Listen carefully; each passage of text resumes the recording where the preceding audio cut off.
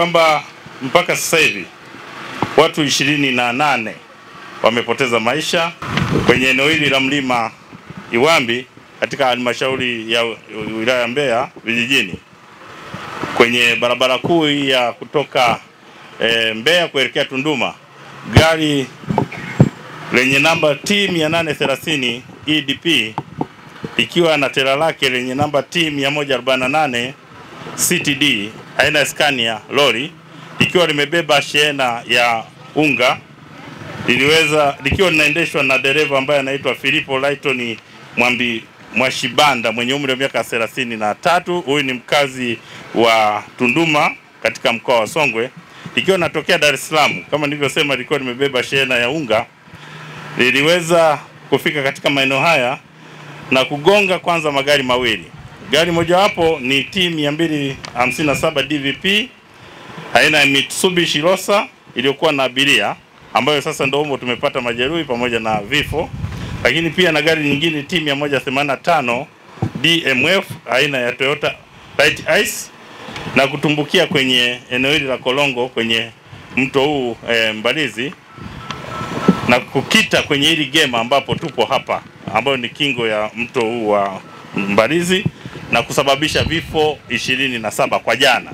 Lakini baada ya kuchukua wale majeruhi, basi leo asubuhi tumepata tena taarifa kwamba majeruhi mmoja ameongezeka, na ndio maana nasema vifo vimefikia 28.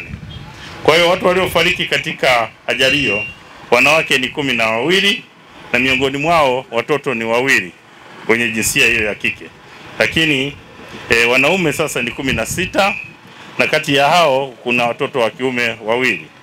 Kwa hiyo hadi sasa ninavyoongea, katika hao marehemu walio katika ile hospitali ya Ifisi, 18 wamekwisha tambuliwa na ndugu zao, na wakati huo watu 9 bado hawajatambuliwa.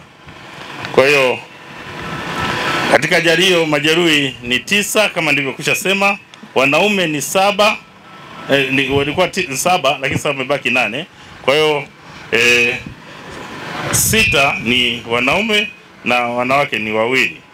Kwa hiyo miongoni mwa majeruhi ambao nimesema ni dereva wa gari hili pamoja na gari lile la Mitsubishi Rosa.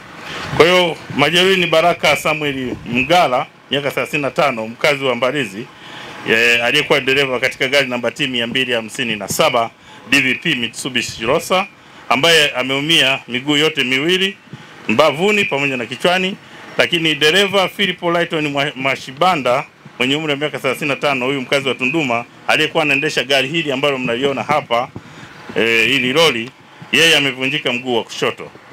Chanzo cha ajali ni kwamba ni uzembe wa huyu dereva mwenye hili lori, ambaye baada ya kuwa ameruhusiwa, kama mnavyojua tuna utaratibu wa kupitanisha magari makubwa na madogo.